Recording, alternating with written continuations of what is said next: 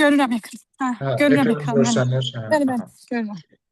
Hə, metakognitiv bacarıqlar nədir? Necə formalaşır? Formalaşdırmaq üçün hansı strategiyalardan istifadə etməliyik? Bu kimi məsələlər üzərində bir qədər baş sındırmalıyıq. Bəli. Danışacağımız məsələ əsas budur. Metakognitiv bacarıqların formalaşdırılmasının əhəmiyyəti nədir? Bu bacarıqlar nə işə yarayır? Necə formalaşdırılır? Təbii ki, metakognitiv sözünü deyən kimi ilk ağla o metakognitiv bilik gəlir. Ümumiyyətlə, bu metakognisiya sözünün özünə baxmalıyıq biz. Metakognitiv sözü metakognisiyadan düzəlmiş sözdür. Metakognitiv bacarıq deyəndə nə başa düşürük? Metakognisiya prosesinə bir təcrübə misal gətirəcəm sizə.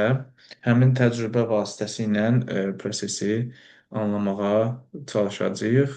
Bircə saniyə üzr istəyirəm. Buyurun, müəllim. Səs atdılar mənə. Hə, aydındır.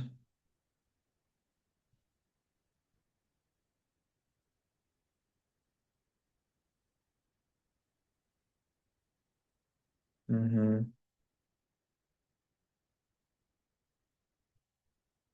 Səs atıblar mənə. Eee, Müəllim, dinləyə bilərsiniz, ya mənim problem Yox, yoxdur. narahat olmayın. Yox, mən Hə, süni tamam. intellektdən istifadə edirəm.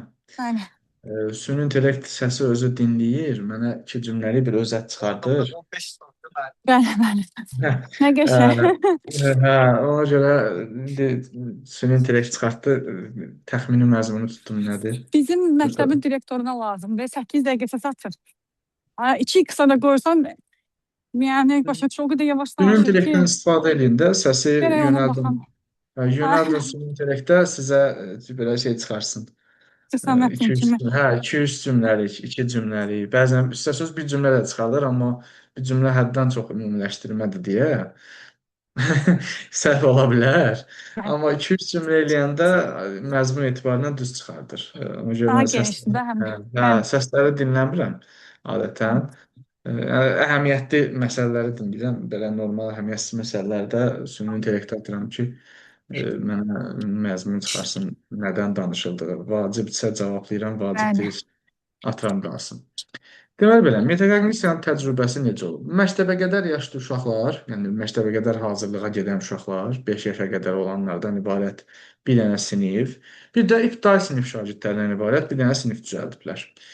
2 dənə qrup düzəldiblər. Hər iki qrupa əzbərləmələri üçün müəyyən eyni yazılı məlumatlar veriblər. Və uşaqlara deyiblər ki, əzbərlədiyinizə əmin olana qədər vaxtınız var. Yəni vaxt məhdudiyyəti yoxdur. Bu məlumatları veririk sizə. Nə vaxt əmin olsaz ki, burada işləri əzbərləmisiniz, gəlib bizə xəbər verərsiniz. Bir müddət sonra yaşca böyük olan ibtidai sinif şagirdlərindən ibarət qrup gəlib yaxınlaşır ki, bəs biz öyrəndik məlumatı. Həqiqətən də o məlumatlara aid suallar verirlər, yoxlayırlar, görürlər ki, uşaqlar həqiqətən də o məlumatları əzbərləyib öyrəniblər. Bir müddət sonra məktəbə hazırlıq yaşında olan uşaqlar yaxınlaşırlar ki, biz də öyrəndik. Onlara da həmin məlumatlardan suallar verirlər, görürlər ki, yox, bu uşaqlar hazır olduqlarını bildirmələrinə baxmayaraq, o yazılanların heç də hamısı öyrənə bilməyiblər. Yəni, hamısı yadlarında qalmayıb. Bəzi şeyləri bilirlər, bəzisini bilmirlər. Aynen. Buradan nə çıxır ortaya? Bu təcrübə göstərir ki, Aynen. məktəbəqədər yaşlı uşaqların həmin anda hafizələrinin həcmini düzgün qiymətləndirə bilməyiblər. Bu qənaətə gəlirik. Hesab edirlər ki, öyrəniblər, amma sual verəndə ortaya çıxır ki, sən demə, bunlar heç nə öyrənməyiblər. Ümumiyyətlə, insanın hafizəsinin həcmini düzgün qiymətləndirməsi, izləyə bilməsi metakognisiya mövzusuna bir nümunədir. Yeganə nümunə deyil, ha. Sadəcə bu hala nümunədir. Dünyanın qabaqcıl təhsil sistemləri bunun üzərində iş aparırlar, bunu inkişaf etdirməyə çalışırlar ki, uşaqlar öz yaddaşının, hafizəsinin, öz beyninin öyrənməsinin, öz beynində gedən proseslərdən məlumatlı olsun və onu izləyə bilsin, onda düzəlişlər eləyə bilsin. Yəni bilik vermək əvəzinə biliyi necə qazanmaq lazımdır, qazandığın biliyi necə istifadə edə bilərsən mövzularında söhbət aparırlar. Budur onların məsələsinin mahiyyəti. Metakognitiv bacarıqlar bax bunlardır. Bu metakognitiv bacarıq dediyimiz anlayış məktəbdə təsadüfi şəkildə formalaşmır. Onu formalaşdırmaq üçün şuurlu, planlı pedaqoji təsir göstərmək lazımdır uşaqlara. Bir fəaliyyət icra etmək lazımdır. Şagird yalnız bilik əldə etməyi yox, bu bilikləri necə qazandığını, hansı düşünmə addımlarından istifadə etdiyini dərk eləyəndə metakognitiv inkişaf başlayır. Metakognitiv sözünün özü də mahiyyət etibarına elə bura gəlib çıxır. Meta üst, kognitiv idraki demişdik. Yəni öz idrakının da üstündə olan biliklərdir. Yəni beyninin necə işləndiyini, bilikləri necə qəbul etdiyini, hansı düşünmə addımlarından keçdiyini və iş icra elədiyini göstərir bu metakognitiv bacarıqlar. Ona görə də metakognitiv bacarıqların şagirdlərdə formalaşdırılması vacibdir, önəmlidir, lazımdır. Tədris prosesində bunu ayırmaq olmaz. Bu ümumi prosesin tərkib hissəsi olmalıdır. Yəni bizim buna ayrıca dərs həsr eləməyimiz yox, normal keçdiyimiz dərslərin tərkib hissəsində metakognitiv bacarıqları inkişaf etdirən fəaliyyətləri uşaqlara verməyimiz lazımdır. Bunun nəticəsində metakognitiv bacarıqlar formalaşır. Metakognitiv bacarıqların formalaşdırılması dedik ki, bütöv bir tədris prosesinin tərkib hissəsidir. Yəni, məqsədli fəaliyyət, sistemli sual və tapşırıqlar vermək, emosional dəstək göstərmək uşağa, hətta formativ qiymətləndirmənin özü belə bu məsələyə təsir göstərir. Şagird öyrənmə prosesinin passiv üzvündən, iştirakçısından şuurlu, məsuliyyətli bir subyektə çevrilir, iştirakçıya çevrilir. İndi baxaq bir-bir metakognitiv bacarıqlar hansılardır, bunları hansı komponentlər ortaya çıxarır. Metakognitiv bacarıqlar 3 dənədir. Hər üçü özünün sözü ilə başlayır. Özünü monitorinq, özünü tənzimləmə, özünü qiymətləndirmə olaraq gedir. Bu 3 dənə bacarıq metakognitiv bacarıq adlanır. Özünü monitorinq, yəni öz fəaliyyətini gör, özünü tənzimləmə, fəaliyyətində düzəlişlər et və özünü qiymətləndirmə, fəaliyyətlərə qiymət verilməsidir. Və gördüyünüz komponentlərdən keçir. İndi bir-bir bunların hər birinə toxunacağıq. Bu komponentlər niyə bir araya gələndə adını çəkdiyimiz bacarıqları formalaşdırır? Bundan danışacağıq. Başlayaq özünü monitorinqdən. Adından da göründüyü kimi monitorinq etmək. Özünü monitorinq, yəni şagirdin özünün nə etdiyini izləməsi, nələri bildiyini və yaxud da bilmədiyini dərk etməsi və ümumiyyətlə şagirdin öz işi haqqında məlumat toplaması deməkdir. Bu bacarıqda şagird özünü qiymətləndirmir, mükəmməlliyi axtarmır. Sadəcə öz fəaliyyətinə baxır, öz fəaliyyəti barədə məlumat toplayır. Özünü monitorinq şagirdin özünə verdiyi 3 sual nəticəsində ortaya çıxan bacarıqdır. Və bu 3 sual hər biri bir komponentin xüsusiyyətidir, sualıdır. Müşahidə komponentində mən indi nə edirəm, necə edirəm, yəni gördüyü işlə bağlı bir müşahidə aparır. Agah olmaq, yəni xəbərdar olmaq. Mən bunu bilirəm, yoxsa bilmirəm. Rəy, başqaları mənim işim haqqında nə düşünür? Buna ən gözəl nümunə futbolçuların oyundan əvvəl və sonra öz oyunlarının, oyunda elədikləri müsbət mənfi hərəkətlərin videosunu izləməkdir. Məşqçilər bu üsuldan çox istifadə edirlər. Yəni oyunçu burada hakimlik eləmir. Sadəcə özünün oyun zamanı atdığı addımların, hərəkətlərin Videosunu izləyir, nəyi düz, nəyi səhv eləyir, onu öyrənir.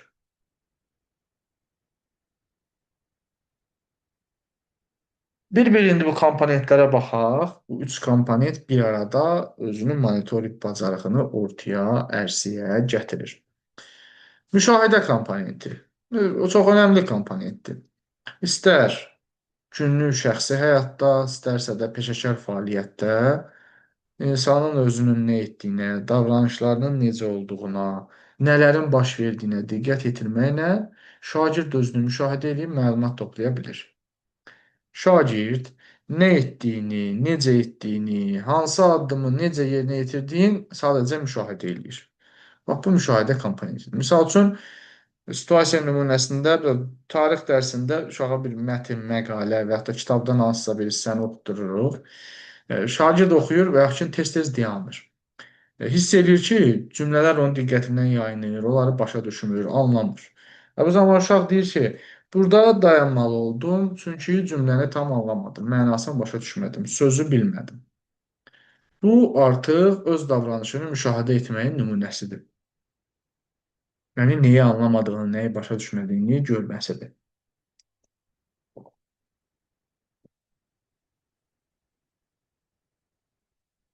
Növbəti komponent agah olmaq. Hər hansı bir fəaliyyət zamanı nəyi bilib bilmədiyinin fərqinə varmaqdır. Şagirdə gedişatla bağlı məlumatlı olmağa imkan verir bu məsələ. Uşaq öz fəaliyyətinə şuurlu yanaşır da burada. Mən bu tapşırıq zamanı nəyi bilirəm, nəyi bilmirəm. Bunun fərqinə varır. Bildiyim məsələlər nədir, bilmədiyim məsələlər nədir? Misal üçün, situasiya. Uşağa deyirsən ki, 1918-ci ildə danış. Şagird başlayır, bir də dayanır. Deyir ki, mən 1918 deyəndə bir dənə şey bilirəm. 28 may 1918 AXC-nin yaranma tarixidir. Amma quruluş prosesi necədir, hadisələr necə cərəyan elədi, ora necə gəldi çıxdı, bu barədə heç nə bilmirəm. Baxın, burada bu artıq agah olmaq komponentidir. Yəni, bilmədiyi hissəni dərk edir deyək də. Ancaq elə insanın bildiyini anlamasını, başa düşməsindən dərk edir demirik ki, dərk etmək həm də bilmədiyi bilməkdir. Sokratın məşhur ifadəsində deyildiyi kimi, deyir ki, mən bilirəm ki, heç nə bilmirəm, amma başqaları heç onu da bilmir. Yəni, Sokrat heç nə bilmədiyinin fərqinə çox erkən varmışdı. Bilirdi ki, o bu həyatda çox şeyi bilmir. Hər kəs onu dahi hesab eləsə də, o çox şeyi bilmədiyinin fərqinə varmışdı.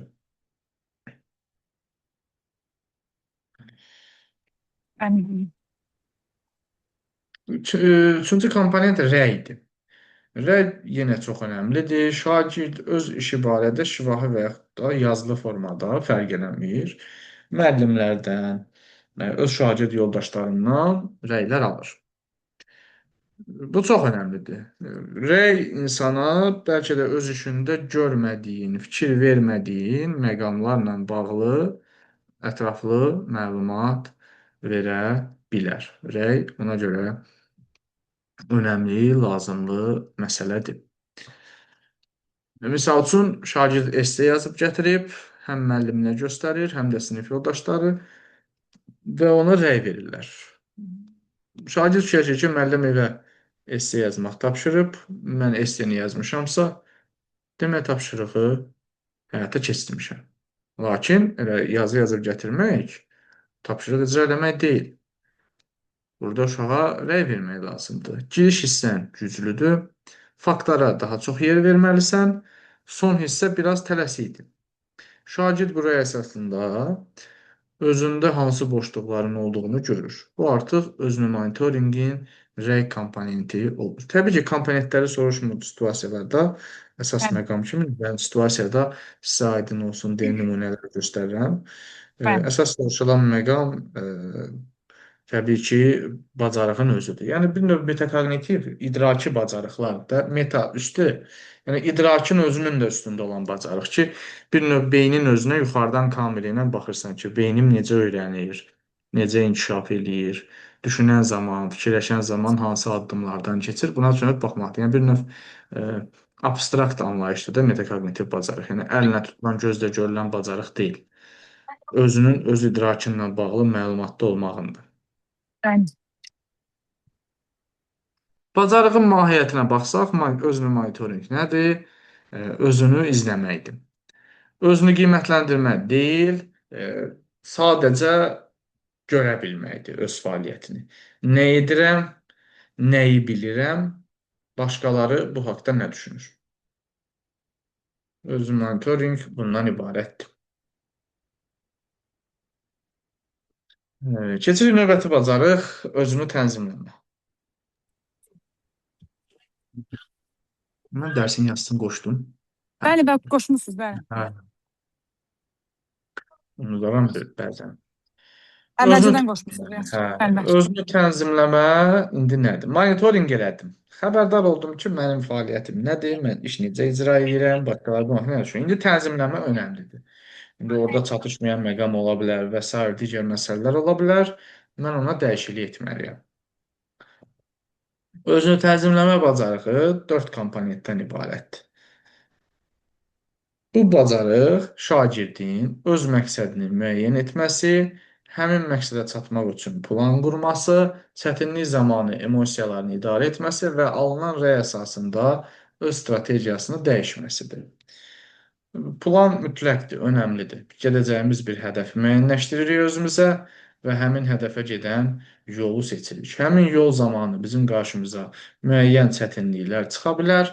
Həmin çətinliklərdə biz keçən dəfə dedikdə çətinlik çıxanda, daha doğrusu hər şey yolunda gedəndə o işi görməyə nə var ki? Bəli, Özümüz bəli. istər-istəməz motivasiya oluruq. İndi sual olunur. Biz qarşımıza çətinlik, problem, dərslər çıxanda da o işi təkrar eləməyə özümüzdə güc tapa bilirikmi? Bax, emosiya burada, emosiyanın tənzimlənməsi burada işə yarayır. Və uyğunlaşma, əgər alınmadısa, nəyi dəyişə bilərəm? Həmin o rəydən istifadə edərək müəyyən məqamlarda düzəliş, dəyişiklik etməyə ehtiyac var. Tamam. Deməli belə, məqsəd, nəyə çatmaq istəyirəm? Özümə bir məqsəd düzəldirəm, plan qururam, bunu necə edəcəm, çətinlik olanda özümü idarə edirəm, uyğunlaşma, əgər alınmazsa nəyi dəyişəcəyəm? Misal üçün, hazırlıq keçirik, məqsəd var. Sizin məqsədiniz var, sertifikasiya və miqdə uğur qazanmaq. Bu məqsəddir. Bunu necə Bəli. eləyəcəm? Sizə bir plan qurmusunuz, ixtisasa baxırsınız, metodikaya baxırsınız, hər ikisi ilə bağlı iş aparırsınız. Görürsünüz, misal üçün, deyirsiniz, keçən dərs taksonomiyanın sınağını işlədim və yaxşı alınmadı. Bəli, Baxın, bu bəli. önəmli məqam budur. Hər şey 10 yazanda davam eləməyə nə var ki, adamın özünə istər-istəməz həvəs gəlir. Amma çətinlik olanda, yəni 10 yaza bilməyəndə, çox zəif nəticə göstərəndə siz necə davam eləyəcəksiniz yenidən hazırlaşmağa önəmli faktor budur. Bu artıq olur Bəli. emosiyanın tənzimlənməsi. Mən yenidən baxıb qeydlər götürdüm ki, yenə də özüm nəsə bir şey bəlkə əlavə edin. Ona görə şey elədim ki, daha yaxşı öyrənə bilim də. Onu bilirdim, nə çətindir. Görüm inşallah daha yaxşı nəticə verir gələn dəfə. Bəli. Uyğunlaşma. İndi rəy alırsınız Bəli. və rəydən sonra həmin rəydən istifadə edirsiniz. Öz fəaliyyətinizə düzəliş edir. Yəni məqsədi dəyişmirsiniz ki, məqsəd yenə yerindədir. Amma Bəli, bəli. mahiyyəti, istiqaməti necə yanaşmalıyam, bunu artıq dəyişdirirsiniz. Deməli, məqsəd müəyyən etmək. Yəni şagird özü üçün məqsəd müəyyənləşdirəndə həmin məqsəd onun davranış və fəaliyyətinə effektiv istiqamət verir. Nəticənin nə olmasından asılı olmadan, ümumiyyətlə, məqsədli, planlı iş görmək yaxşı şeydir. Məqsəd də ölçülə bilən, əldə edilə bilən bir məqsəd olmalıdır. Uşağın davranışını istiqamət. Məsələn, uşaqların çoxundan soruşuram, deyim ki, hara hazırlaşırsan? Deyir ki, nə bilim müəllim, balım hara çatsa. Bu artıq məqsədsiz hazırlaşmadır. Bu o demək ki, bu uşaq özünü uçurumdan atıb, indi dua eləyir ki, düşə-düşə. Bəli, harasa deyə bilsin. Çumun kənarında zətdə bir nar ağacından zaddan olar, köynəyimdən zaddan ilişər ora, asılıb qalaram. Budur, yəni məqsəd yoxdur. Sadəcə uçurumdan atlayıb, dua edir ki, inşallah bir yerə ilişərəm. Bax, budur məsələ. Bu doğru istiqamət yol deyil. İnsan özü üçün konkret bir məqsəd əldə eləyib, müəyyən edib, ona doğru çalışıb, istiqamətlənib getməlidir. Misal üçün, belə bir situasiya tarix dərsində, ümumiyyətlə, hər hansı bir dərsdə sınaqdan 20 sualdan 14 dənə səhv edib. Və yaxud da sizin nümunədə deyək, 10 sualdan 8 səhv eləmişsiniz. 7 səhv. Hə, 7. Təxminən dedim, hə, 7. Növbəti dəfə artıq sizin məqsədiniz sıfır səhv ola bilməz. Bu birdən-birə belə düzələn şey deyil. Yəni birdən-birə ki, mənim 7 səhvim var idi, istəyirəm növbəti dəfə sıfır olsun. Bu əlçatan məqsəd deyil. Buna çatmaq rahat deyil. Burada səhvi azaltmaq lazımdır. Növbəti dəfə istəyirəm ki, heç olmasa düzlərimin sayı 50% olsun və yaxud da 50%-dən yuxarı olsun düzlərimin sayı. Bəli. Bu önəmli məqsəddir. Çünki bu məqsəd əl çatıla biləndir, ölçülə biləndir və dəqiqdir.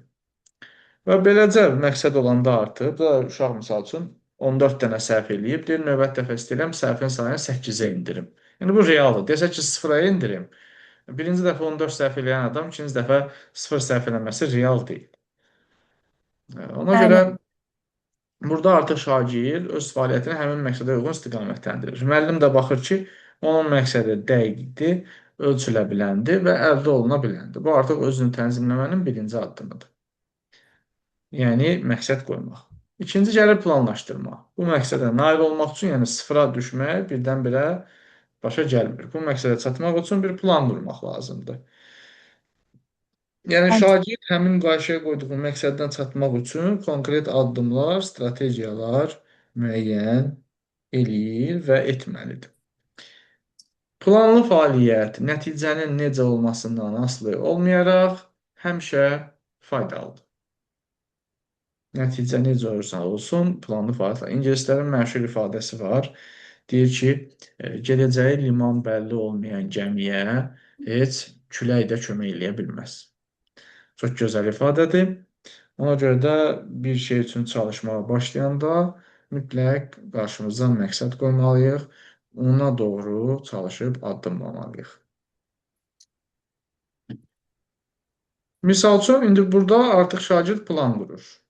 Birdən-birə elə 14-dən 8-ə indirmək olmur ki. Deyir ki, AXC mövzusundan misal üçün 10 sual həll edəcəm. Çətin sualları müəllimimlə müzakirə edəcəm. Və hər gün üçün planlaşdırıb bunu. Birinci gün 10 sual, ikinci gün çətin sualları müzakirə, üçüncü gün 20 dəqiqəlik təkrar, dördüncü gün sınaq işləyəcəm. Burada artıq şagird məqsədinə çatmaq üçün addım-addım plan qurur və bu plan üzrə başlayır hərəkət icra eləməyə. Gəlirik emosional tənzimləmə. Emosional tənzimləmə artıq öyrənmə prosesi həmişə rahat və axıcı olmur.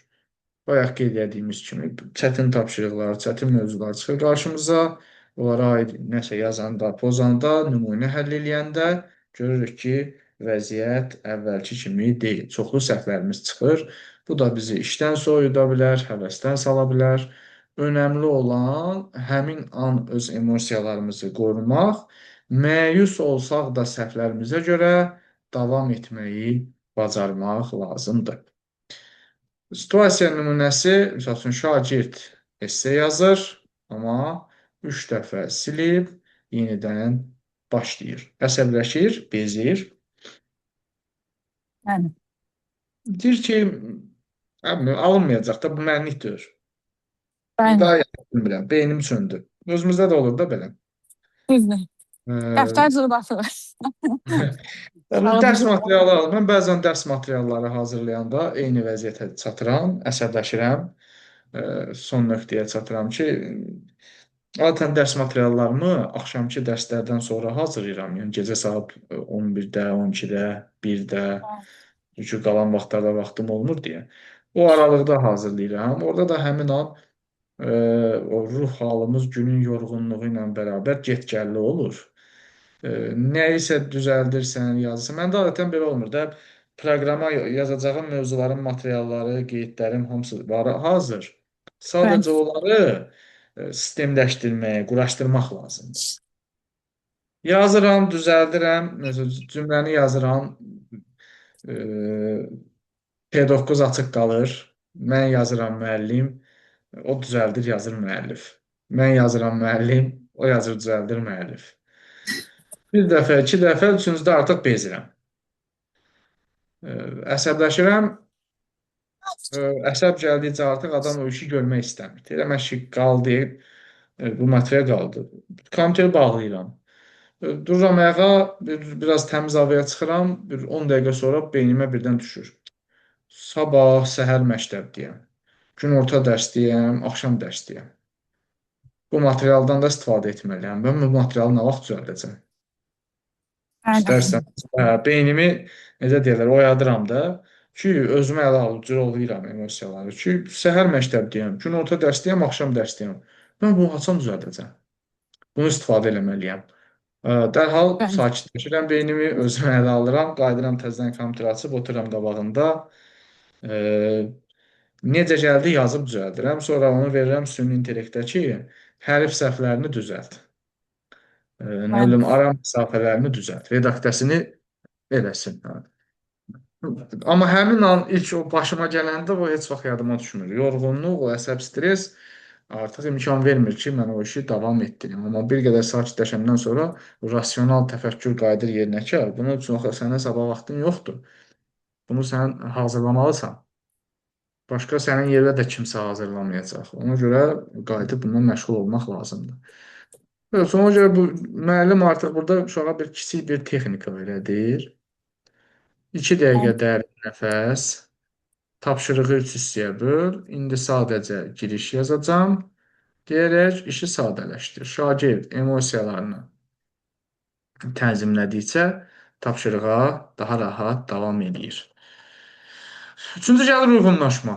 İndi biz rəylər alırıq dedik ətrafdan, fəaliyyətlə bağlı və həmin Bəli. rəylərdə bizə dəyişikliklər, üsullar, yollar, necəsə etməklə bağlı sözlər deyilir. Burada artıq biz bundan istifadə etmək, yəni şagird aldığı rəyə görə öz strategiyasını dəyişdirir. E, Yəni necə edirdimsə alınmır, artıq başqa cür eləməliyəm məsələsidir. Uyğunlaşma bir adaptasiyadır da. Deyirsən ki, bunu belə eləmə, başqa cür elə. Onu uşaq artıq əməl eləyir. Amma eləməyən Strategiyası. uşaqlar da olur. Bəli, Təbii eləməyənlər ki, də olur. təbii ki, təbii. Müəllimlərdə Normal. olur hətta, nəinki uşaqlar. Bəli, bəli. Deyirdim sizə, bir müəllim qoşulur dərsimizə, deyir ki, hər il imtahana girirəm, hər il 4 ildə 3 dəfə eyni balı yığıb, birində də 2 bal fərqlənir. Və Bəli. heç nəyi də dəyişdirmək istəmir. Elə hər şeyi olduğu kimi yoxlayır və hər dəfə fərqli nəticə gözləyir. Bu adamda adaptasiya problemi var da. Bu adam deyir ki, yox, mən bir yol bilirəm, ondan alınmalıdır.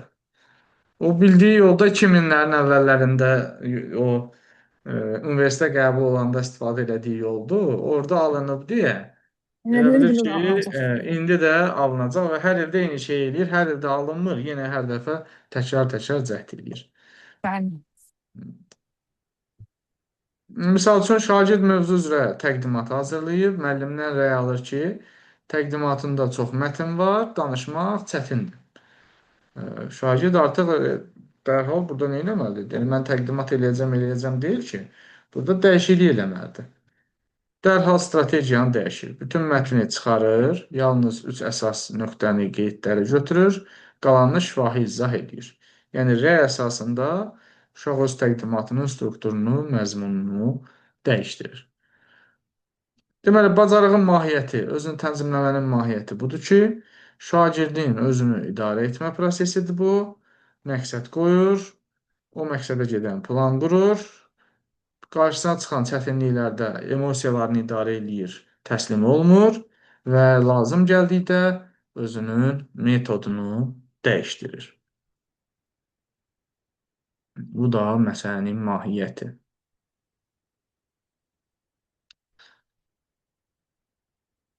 Gəlirik özünü qiymətləndirməyə. Bəli. Artıq üçüncü bacarıqdır. Üçüncü metakognitiv bacarıqdır. İki komponentdən asılıdır özünü qiymətləndirmə. Bir qiymətləndirmə, bir də refleksiya. Onsuz da bir dərsin sonunda olan iki prosesdir. Özünü qiymətləndirmə, şagirdin öz işinə özü qiymət verir, öz öyrənməsi haqqında düşünməsi prosesidir. İki dənə sadə sualla baş verir. Qiymətləndirmə. Mən bunu necə etdim? İşimin keyfiyyəti nə yerdədir? İki, refleksiya. Mən nə öyrəndim? Nələri düzəltməliyəm? Bacarıqları bir də nəzərdən keçirsək, özünü monitorinq. İnsanın öyrənmə prosesində özünü görməkdir. Özünü tənzimləmə, özünü idarə etməkdir. Özünü qiymətləndirmə, özün haqqında qərar verməkdir. Bəli. Qiymətləndirmə komponenti şagirdin işinin və ya öyrənmə keyfiyyəti haqqında mühakimə yürütməkdir. Yəni şagird öz işinin keyfiyyətinə meyarlara əsaslanaraq qiymət verir, mühakimə yürüdür. Taksonomiyanın hansı mərhələsi olur? Mühakimə yürütmə, özün dəqiq meyarlara əsaslanaraq mühakimə, müəllim dəyərləndirmə. Bəli,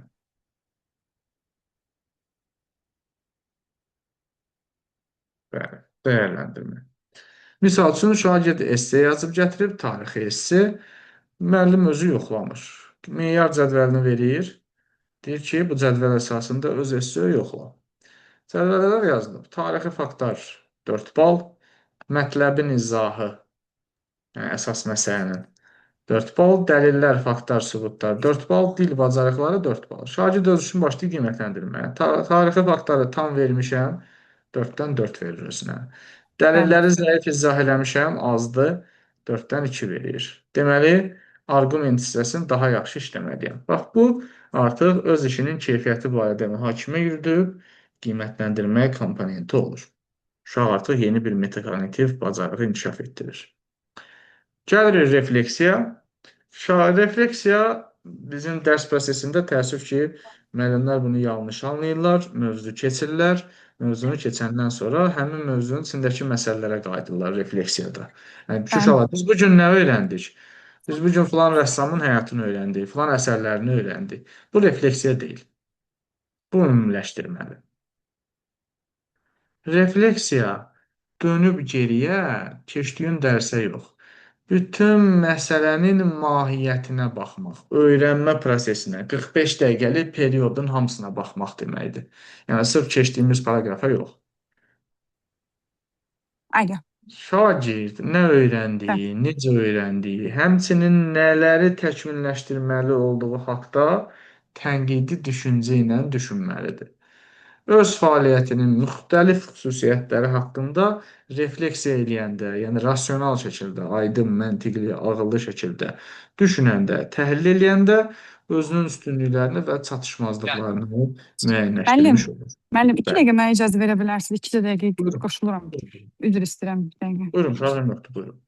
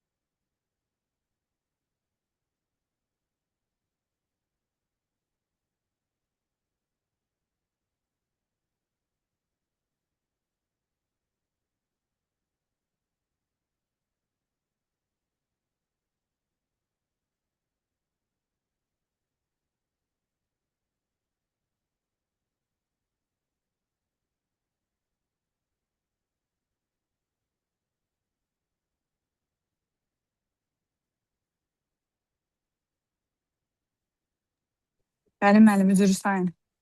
Aha, buyurun. Bəli.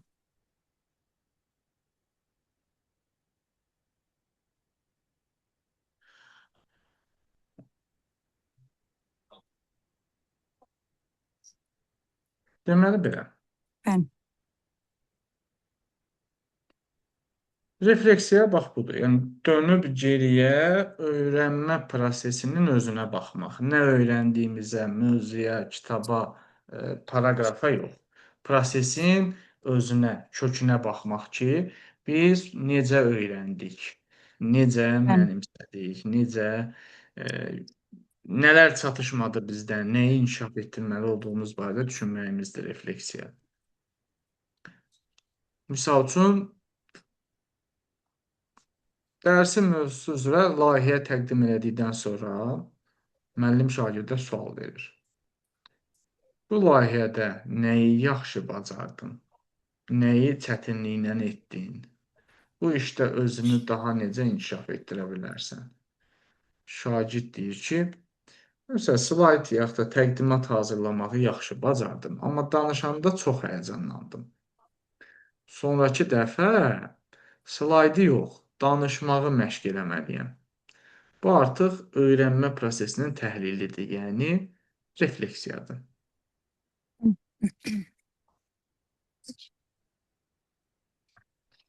Deməli, özünü qiymətləndirmə bacarığının mahiyyətinə baxsaq, şagirdin öz işinə öz gözü ilə baxıb, nəyi yaxşı etdiyini, nəyi təkmilləşdirməli olduğunu müəyyənləşdirməsidir. İki komponenti var: qiymətləndirmə və refleksiya. Qiymətləndirmə nəticəyə baxışdır, konkret qiymətə, nəticə. Bəli. Refleksiya isə prosesə baxışdır, nəticəyə baxmırıq.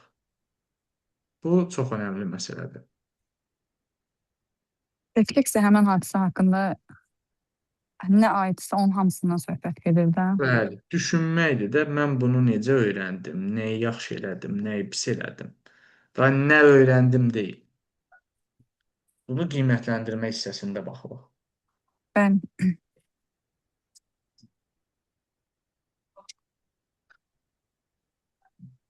İndi baxaq bu adını çəkdiyimiz üç bacarıq.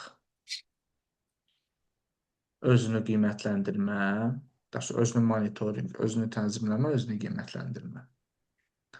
Bu üçünü, yəni metakognitiv bacarıq adlandırırıq bunları, formalaşdırmaq üçün strategiyalar. Birinci açıq metakognitiv modelləşdirmədir. Biz özümüz tapşırıq icra edən zaman diqqətlə oxuyuruq və səsli oxuyuruq. Uşaq bizim işi necə gördüyümüzü, addımları necə atdığımızı, necə düşündüyümüzü, hamısını rol model olaraq görsün, başa düşsün, anlasın.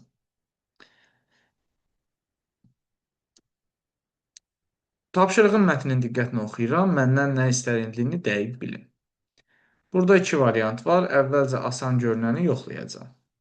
Bu strategiya işə yaramadı, ona görə ikinci üsula keçirəm. Bax, bu cür. Yəni, tapşırığı yaza-yaza uşağın gözünün qabağında səsli düşünürük. Uşaq görsün ki, bu tapşırığa necə yanaşmaq lazımdır, bunu necə yazmaq, necə həyata keçirmək lazımdır. Buna deyirik açıq, dilim dodağımda qarışdı. Açıq metakognitiv modelləşdirmə. O model də biz idi, rol model, şəxsi nümunə. İkinci PIG modelidir. Planla, izlə, qiymətləndir. PIG deyirlər bunu baş hərfləri ilə. Planla, izlə, qiymətləndir. Bu model nədir bəs? Şagirdlərə, tapşırıqlara, öyrənmə prosesinə bir formada, şuurlu formada, strukturlu formada baxmalarını, yanaşmalarını istəməkdir bu.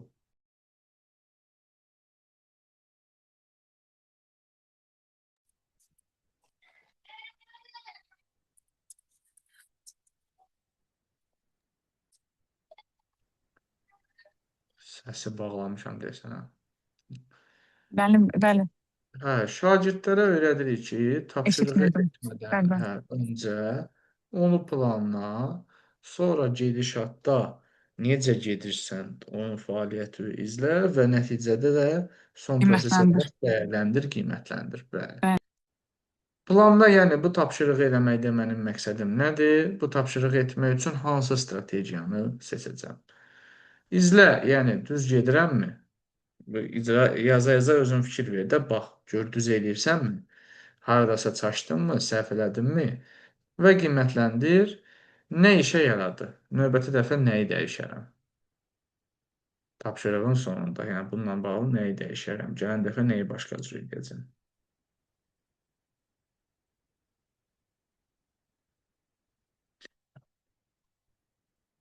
Növbəti model səhv üzərindən öyrənmə. Bu strategiya şagirdlərə səhvlərini uğursuzluq kimi yox, məlumat mənbəyi kimi görməyi öyrədir. Yəni uşaq tapşırıq edərkən səhv etdikdə qorxmur, çəkinmir, əksinə bunu bir öyrənmə fürsəti kimi dəyərləndirir. Sual verir: səhvim nədə idi? Səhv etmə səbəblərim nələrdir? Bu səhvlərdən hansı nəticə çıxarmalıyam? Növbəti gəlir strategiyanın müqayisəsi. Bu da şagirdlərə o tapşırığın yalnız bir həlli var düşüncəsindən kənara çıxmağa imkan verir. Müəllim sinifdə uşağa bir dənə həll yolu öyrədir və uşaq isə gedir YouTube-da baxır, başqa müəllimin də bir həll yolunu oradan öyrənmiş olur. Gəlir deyir ki, müəllim, mən bir dənə də həll yolu öyrənmişəm. Yəni Bəli, biz burada uşağı asıb kəsmirik də, döyüb öldürmürük. Uşağa deyirik ki, özün bax qərar ver. Hansı strategiya, hansı şəraitdə daha effektivdir? Bunu necəsə müəyyənləşdir. Özün qərar ver. Mənim öyrətdiyimlə də eləyə bilərsən. O YouTube-dan gördüyün müəllimin elədiyi üsulu da təkrar eləyə bilərsən. Öz seçimindir.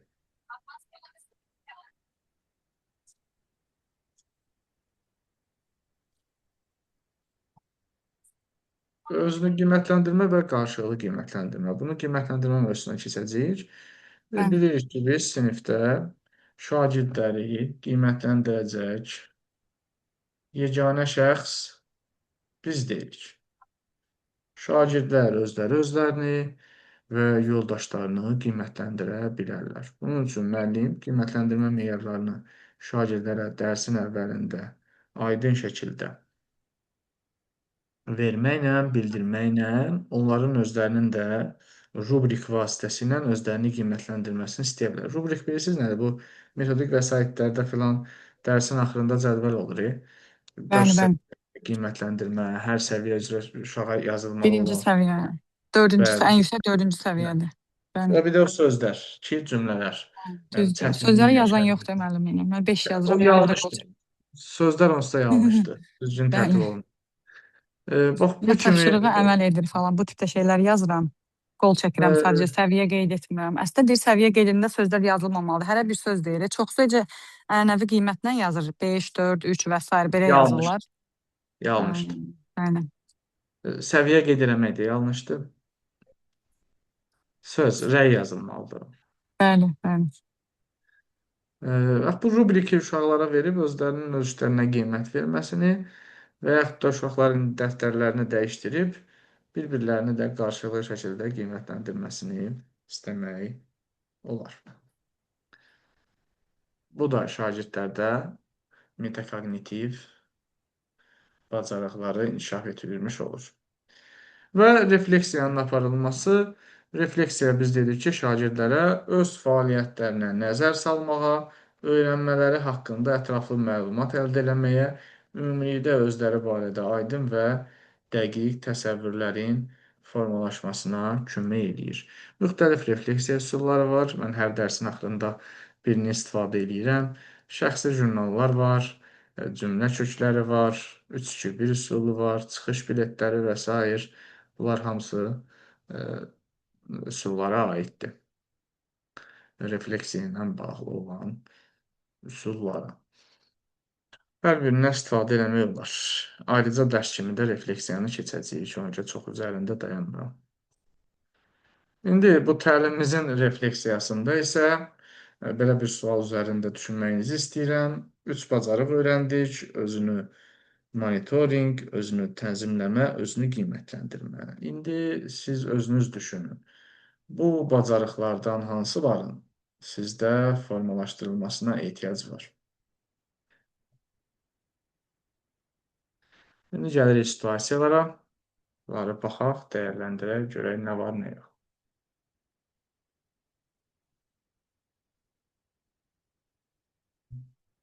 Hələ bircə dəqiqə baxacağam, bircə dəqiqə.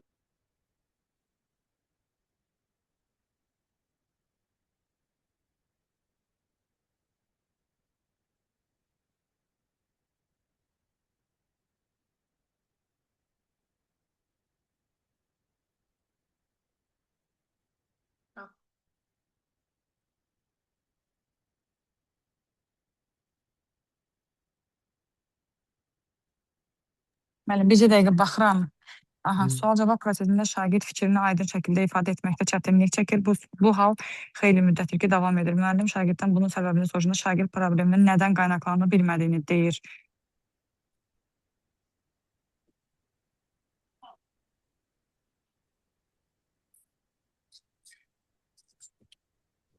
Bir aiddir. Biz burada müəllim 2 dənə falan variant seçə bilərik, düzdür? Birinci düzdür. Bəli, bəli. Müəllim şagirddə söz ehtiyatının nə qədər geniş olduğunu müəyyənləşdirmək üçün tapşırıq verə bilər. Müəllim şagirdə sual-cavab verə bilmədiyi zaman hansı hisslər keçirdiyini müəyyənləşdirməklə bağlı tapşırıq verə bilər. 3 aid deyil. Müəllim şagirddə verilmiş mətnlə əlaqəli açıq suallar müəyyənləşdirməyi tapşıra bilər. Müəllim, məncə 1 ilə 2 aiddir. 2. Bəli. 2 səhvdir. 2 səhvdir. Onda 1 ilə 4-dür da, 3 heç aid deyil. Aha, 4 də səhvdir. 1 ilə 4. Səhvdir. 1-3 olmalıydı.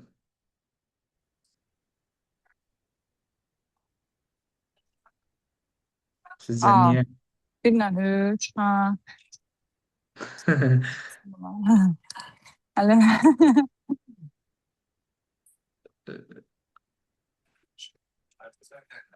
Sual-cavab prosesində şagird fikrini aydın şəkildə ifadə etməkdə çətinlik çəkir. Bu hal xeyli müddətli davam edir. Müəllim şagirddən bunun səbəbini soruşanda şagird problemin nədən qaynaqlandığını bilmir. Biri düzdür, Deməli, müəllim. Biri bu də deyil. situasiyada hansı addımlar şagirdin metakognitiv bacarıqlarını inkişafına kömək eləyə bilər? Müəllim sinifdə hər bir şagirdin fərqli düşüncəyə malik olduğunu nəzərə alaraq, şagirdlərə Bəli, sual veriləndə sonra düşünməsi üçün vaxt verə bilər. Bəli, düşünmə vaxtının verilməsi başa metakognitiv bacarıqlar düşdüm. uşaq dərindən düşünür. Bir düzdür. 2. Şagirdə söz ehtiyatının nə qədər geniş olmayan tapşırıq verə bilər. Söz ehtiyatının genişliyi ilə bağlı tapşırıq verə bilər. Bəli, müsbət nəticə verər. Amma hansı bacarıqdır bu? Müəllim. Dil bacarığıdır. Bir Metakognitivin ha, içində dil bacarığı yox idi ki? Yox. düzdür, ha. Ha. Bəli. Düzdür, amma O deyir, buraya hansı üçün hisslər keçirdiyini müəyyənləşdirməklə bağlı tapşırıq verə bilər. Necə yəni? Şagirdin hansı hiss keçirdiyi, necə yəni hə, hansı hiss keçirdiyi? emosional tənzimləmə komponenti yoxdur. Rəy vermək o mənasında deyir hansıdır? Yəni pis olar, üzülər, ağlayar mənasında. Hədə hansı hisslər keçir? Yəni ifadə eləyə bilməyəndə nə yaşayır? O duyğusunu başa düşsün, anlasın. Özünü tənzimləsin. İfadə eləyə bilməmək təslim olmur da. Uşaq yenidən onu ifadə eləmək üçün can atır, cəhd eləyirsə, demək artıq vəziyyət fərqlidir. Bəli, müəllim. 3 doğrudur. 4-də müəllim şagirdə verilmiş mətnlə bağlı açıq suallar müəyyənləşdirmək. Bəli, verilmiş mətnlə bağlı açıq suallar bu da yaxşıdır. Amma mətnlə bağlı iş nədir? Bu məzmundur. Metakognitiv bacarıq nədir deyib biz? Metakognitiv bacarıq abstrakt anlayışdır. Əllə tutulan, gözlə görülən bir şey deyil. O Bilən beyin deyil, bəli. öz idrakımıza kamera ilə baxmağımızdır. Burada verilən mətin amma konkret bir anlayışda axı abstrakt deyil. Məzmunla, keçirilən dərsin mahiyyəti ilə bağlı məsələdir. Ona görə bu bizə kömək eləməyəcək.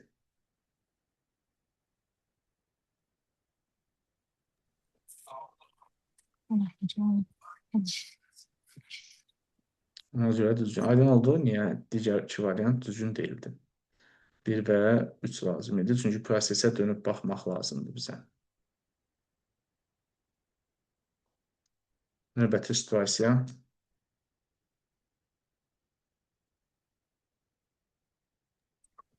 Bəli, müəllim. Bir dəqiqə baxıram.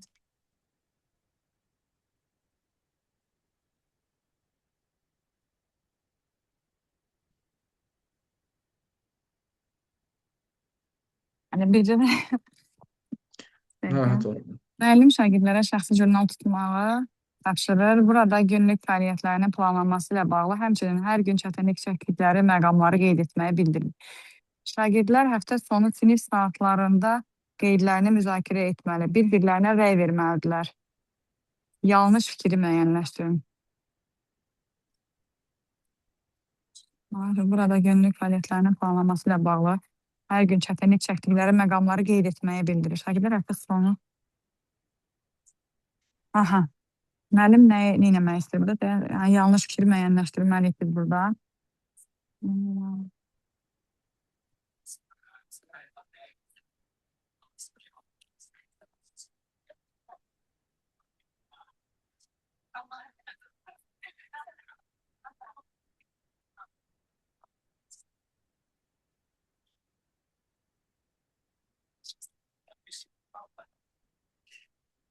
Y bəndi müəllim. E? Hə. Yox. Gün nə olub Yanlış. mənə hamısı səhv deyirəm. Yanlışdır. Şagirdlər icra etmək üçün prosesə köklənəcəklər ki, bu səhvdir, hə, onda. Şagirdlər fəaliyyət zamanı mövzu ilə bağlı daha çox məlumat toplamaqla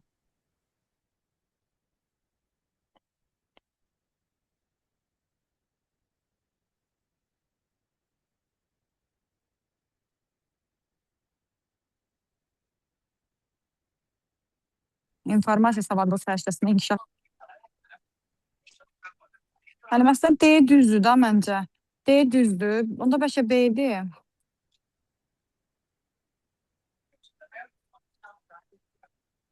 B. B-ni düşünürəm. Gəlin bir situasiyanı oxuyub elə dəqiqləşdirək. Müəllim şagirdlərə şəxsi jurnal tutmağı Şəxsi tapşırır. jurnal bu xatirə dəftəri kimi bir şeydir. Qeydlər götürür, həftəlik işləri, gördüyü fəaliyyətlər barədə. Hər gün çətinlik çəkdiyi məqamları qeyd edir. Aha.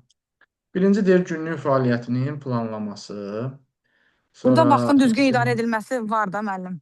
A düzdür. bəli, bəli, vaxtın düzgün idarə edilməsi o günlük plan deyir. Bu A variantı burada var. Deməli Bəli, A düzdür. Düzdürsə mənə lazım deyil. bəli.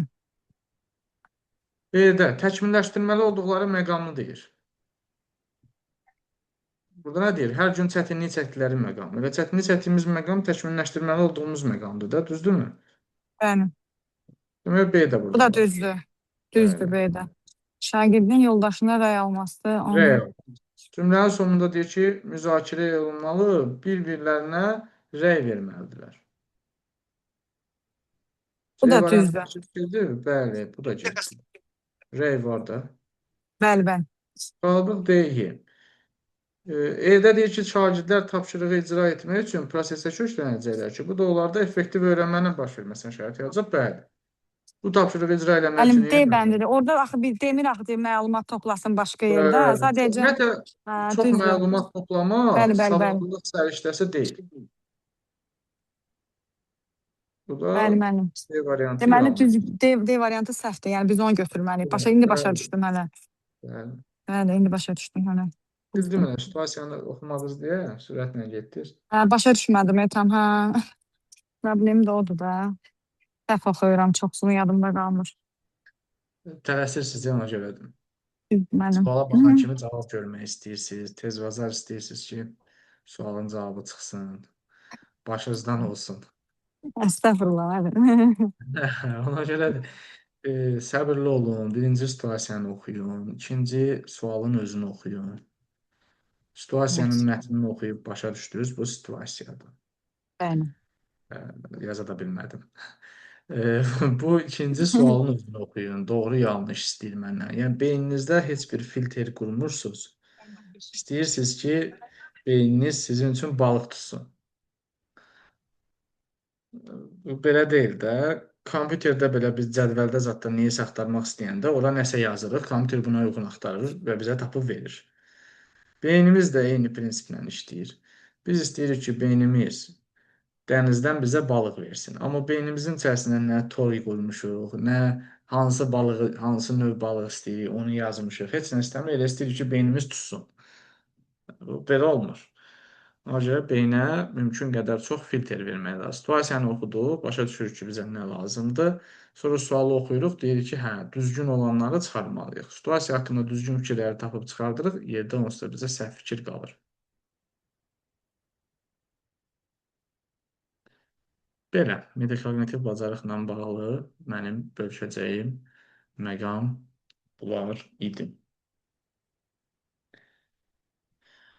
Ümidvaram ki, məsələnin mahiyyətini sizə çatdıra bildim. Bəli, bəli, başa düşdüm inşallah ki, təkrar yenə baxıb mən təkrar Təkrar, baxanda hə, situasiyada mütləq. olanları, yəni özüm yazıram qıraqda, görüm düz deyirəm, səhv deyirəm, o sual kimi olur.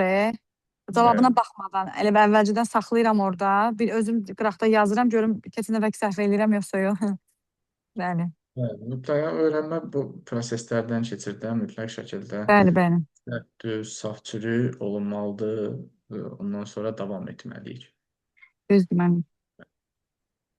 Belə, görüşəcəklərim bu qədər idi. Ümidvaram Tamam ki, mənim. anladıq. Problem taksonomiya ilə bağlı məsələ də dediyim kimi ikinci hissəsini hazırlayıram. Yəni sizin ixtisasınıza uyğun, Bəli, onun oradakı nəticəniz daha sizə real olacaq. inşallah mənim. Hə, çox sağ Sağ olun, olun təşəkkür müəllim, edirəm. siz də sağ olun. Hələlik, sağ olun.